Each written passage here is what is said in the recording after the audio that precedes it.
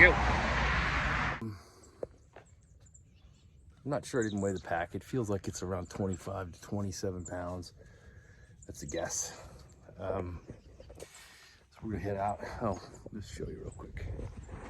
We're just gonna do, I think I measured it before. It was about 12 total plus the one up front. So you get about 13. So the way I do it now, I'm not in shape anymore, although this doesn't feel too bad. The way I do it is, I know now if I'm walking about this fast, just kind of a normal stroll with a little bit of a quicker pace than just the slowest you walk, a little medium walk. It's about 2.5 miles an hour. I had enough miles on the road to know exactly how fast I walk. If I'm walking like this,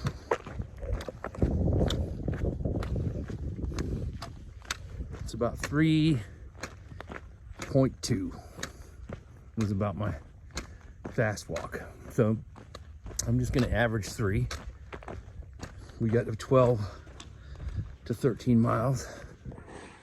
Starting right here. 12 to 13 miles, so let's figure 12, that takes you 4 hours.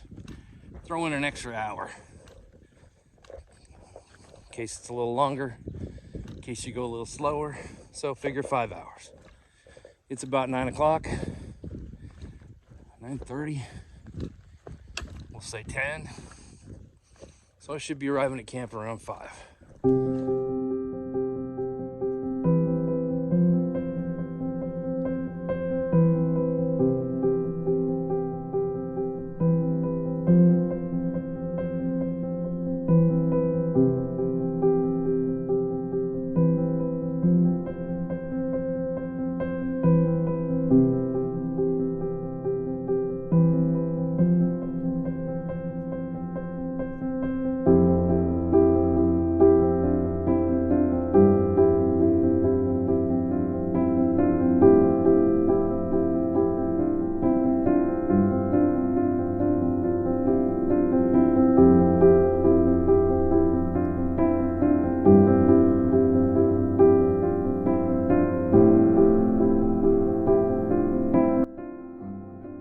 Out west, I'm sure they do. I just never hiked when I was out there, but they do controlled burns to take care of the undergrowth, but also we have in the south there's a big problem with, maybe the same throughout the country, with pine beetles, different types of beetles that are invasive and they kill these trees.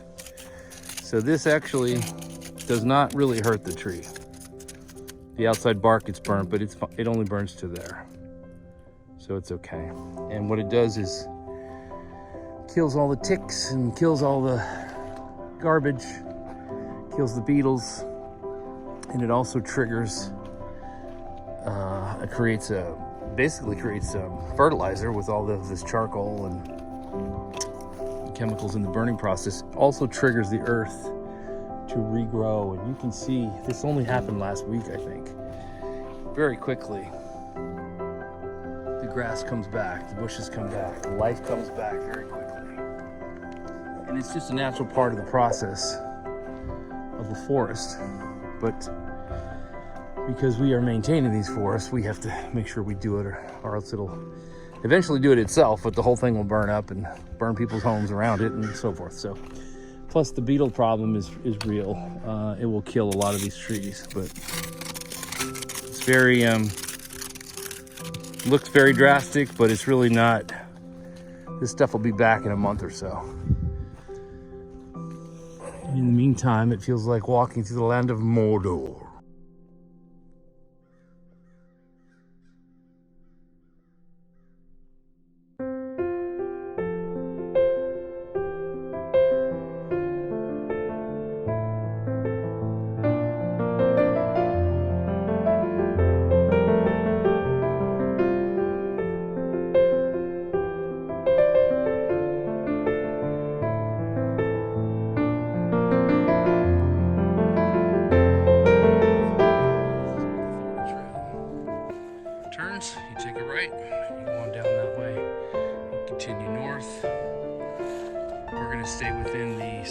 Tract, Loop A. So you see how they've changed the hash marks to a different color, not to confuse you. This is the official app, you know, we call them blazes, the official orange blaze of the Florida Trail. And I've said this before, but if you're not into hiking, when you see 2, that means it's a turn. So look for a turn right there, or a different trail. So that's what you got going on there. And you can see as you go down, they're all very easily marked. The Florida Trails Association does a great job. Even in the middle of the big cypress swamp where things are falling off and rotting, and people go in there enough to keep that maintained, that we never got lost. Always could find an orange blaze somewhere. Very, very helpful. So that goes off pretty quickly. It leaves this section of woods and it goes into a road walk. We're gonna stay in the woods. We're gonna loop up, loop around. And by the end of the day, pretty early day, kind of a beginner day, we're gonna be at the campsite. A little sit down. I don't know where we're at. We're not too far in. Probably maybe 3-4 miles. Trail comes from there, and we're headed that way. Oh. Yes, sir.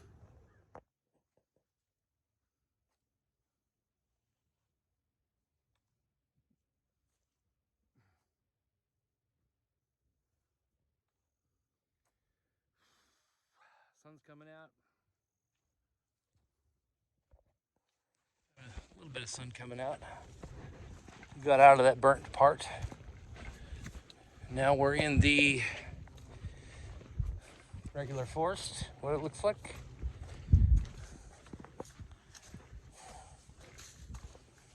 Nice thing here is we got a little bit of a hill in this part of Florida. It starts to get some slight hills. Gives you a little bit of a workout compared to walking on flat sand all the time.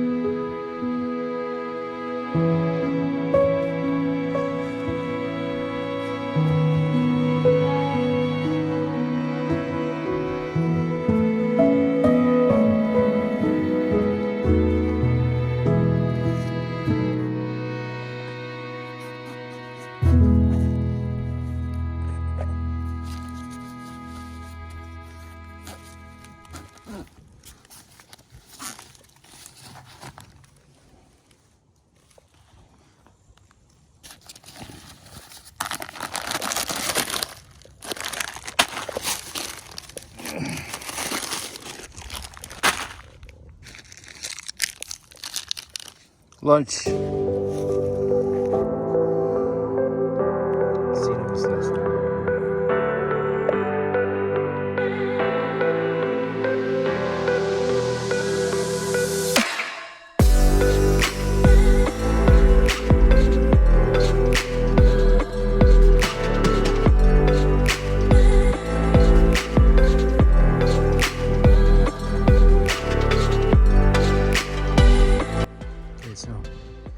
This is our first water source.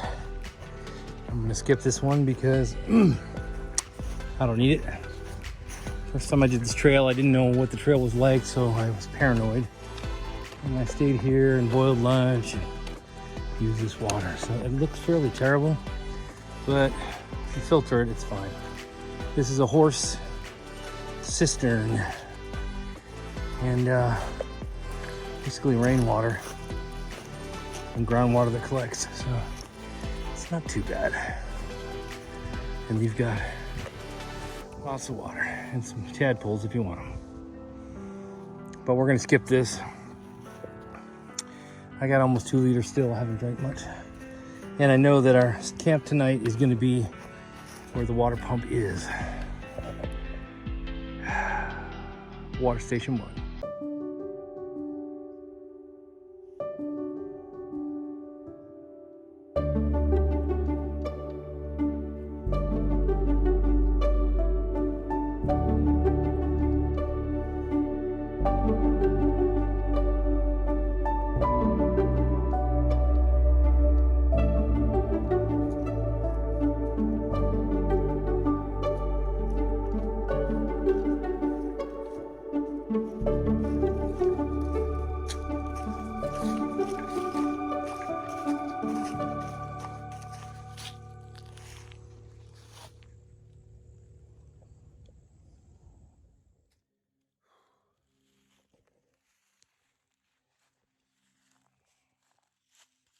B loop, Forest Road 17. Crossing right here. After this, I've got one more section of the forest. We cross Forest Road 8, and then we should be close to the camp. So it's off by an hour. So 1:30. Got about 2 hours to go, and I'm pretty done. You can tell I'm out of shape from what I used to be, but not too bad. We're gonna. Yeah, I'm getting some pain in where I always get pain, which is right side of my knee. Right, this tendon right here starts really hurting, sore. It's the hills. I had this problem in Virginia. Flat ground I'm fine, and then I get on a hill and go up and down, and it starts just killing me. So I'm starting to get there on one side. I got an hour or two before it gets too bad. I remember. I'd like to figure out which muscles are weak that causes that. If anybody knows, let me know in the comments. All right, we're getting there.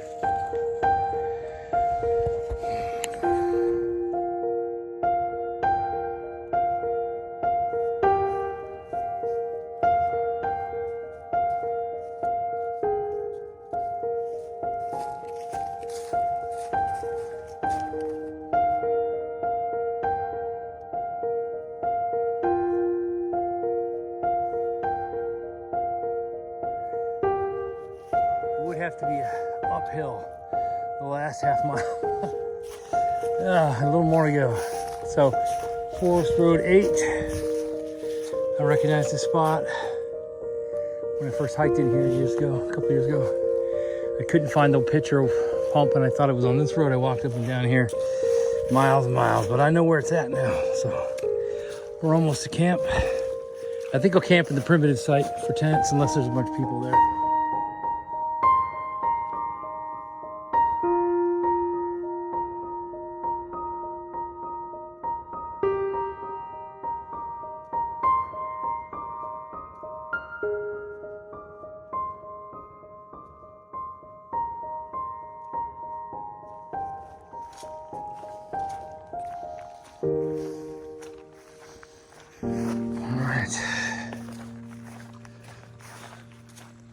I'm here an hour early. I must be going quicker than I thought. Not bad. I remember this little camp. It's kind of beat up. This will be our home for tonight. And they have some instructions for water, I believe. Yeah, there it is. Going to get some now. I'm here in camp. It's 2 o'clock on the dot, so that's 4.5 hours instead of, that's about right. That's about what I figured. I gave myself 5, but I got here in 4.5. It doesn't look like much, but these seats feel great. I'm gonna rest for a few minutes to set everything up. And I'm gonna take a shortcut through those woods. Somewhere down that hill is the horse camp where the water pump is. I'm gonna drink up what I got and then go fill up for dinner. Yeah, get to the woods.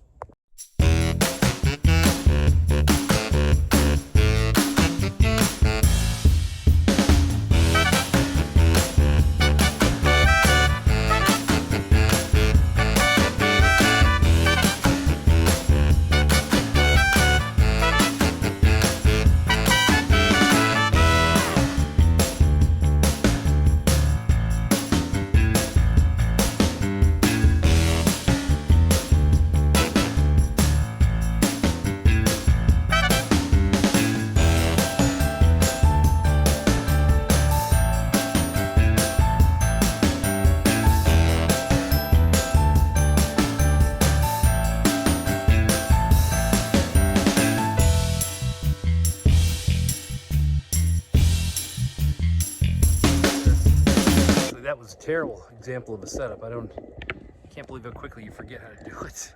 I actually set the tent up wrong. If you look at it, that's actually where your head goes, and it should be on the up side of the hill. But once I got it up, I was like, ah, screw it. I'll have to sleep with a small space on the top, but that's fine. I don't want to be laying with my head down like that. So anyway, I'm going to head back that way, try to find that water. I have some, but I just ran into a guy. He came in camp and asked me where it was. I think I saw a truck right there, so the road's right there. So we're going to try to cut through the woods that way, if we make it.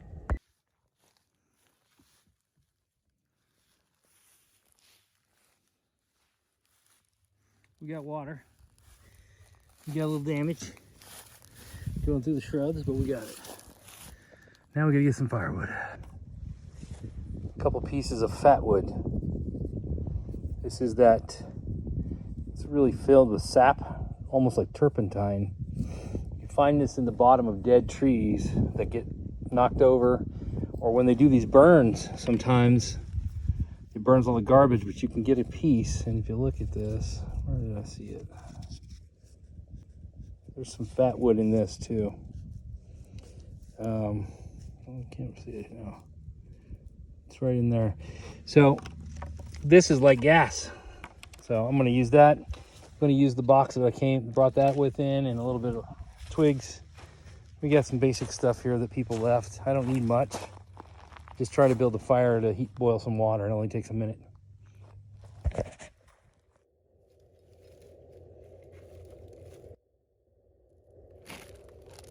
These were good for starting fires.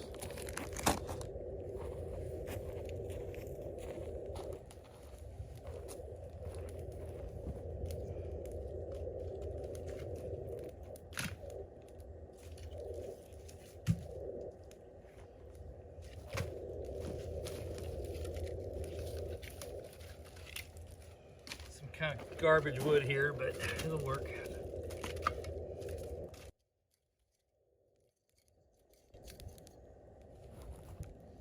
It's usually good enough to do it. This just gets a little bit hot. Doesn't take much. Once that boils, we're pretty close already. We've got some coffee ready. A couple of instant coffees ready to go. I use that lid to put the water in there. And we got some couscous. Couscous is probably the most versatile, easy to use stuff for through hiking. And then I throw a package of this in there, just some lemon pepper tuna. Okay, we're all set up, and I'm gonna go sleep early. I had a couple guys show up there showing the camp. They went back to get beer. They're living rough. But I'm going to bed early, get up early and get out of here and get back. So, tired. See you tomorrow.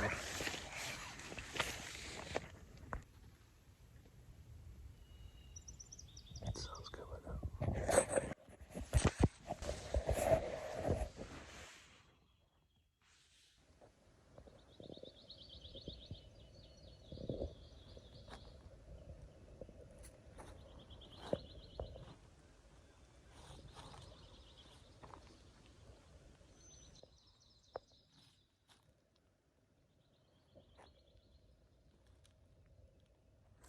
Sun's coming up. We're broke camp. We're out of here. 7 o'clock. I'm heading that way. Actually, this way and that way. I think it's only about 5 or 6 miles out of here. Had a couple guys come in last night. A couple geologists, younger guys, pretty cool. Hung out and talked philosophy and geology and politics all night long, and everybody remained friends, even though they didn't all agree. It was a good night. Didn't get much sleep. It was freezing cold. Not freezing, but close. It's about 40 degrees, and I have my bag. I brought my very masculine tights. But still got cold, man. I forgot to bring my little beanie. Just not used to it. I gotta get back used to it again. All right, here we go. Off.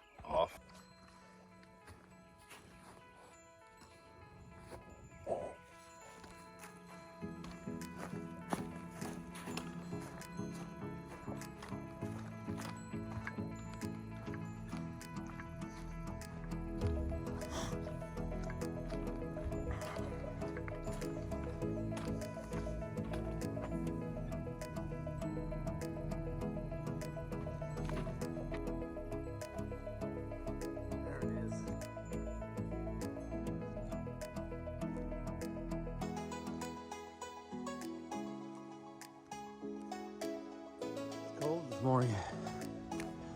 Waiting for that sun to come up.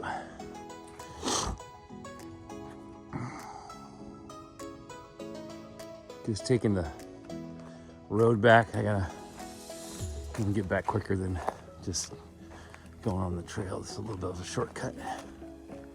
Still nice in here.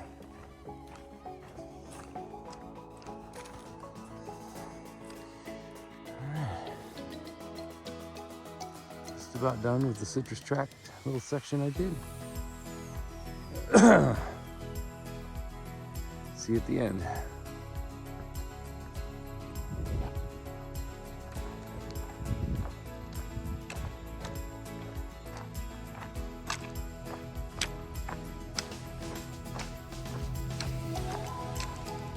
And back.